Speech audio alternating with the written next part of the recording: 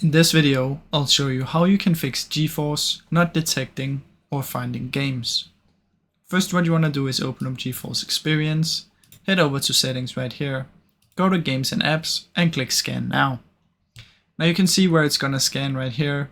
If you have another drive and you don't see it on here, you can simply press add and add the drive. Now after you've done that, what you want to do is head over to Shield if you still cannot find the game and add it manually from in here. Simply press add and find where you have the game located. Now the easiest way to do this is simply search for the game. Let's say it's Overwatch, open file location, right click again and open file location, and you'll see it up here. So just copy this and put it in here and press open. Not open, just press enter and you'll find it in here.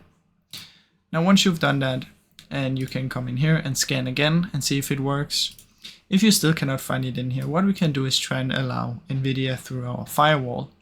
So come down here and search for firewall, allow an app, change settings, allow another app, browse, and then we want to find our NVIDIA. Now for most people it's on the C drive on the program files. Come in here and find NVIDIA Corporation.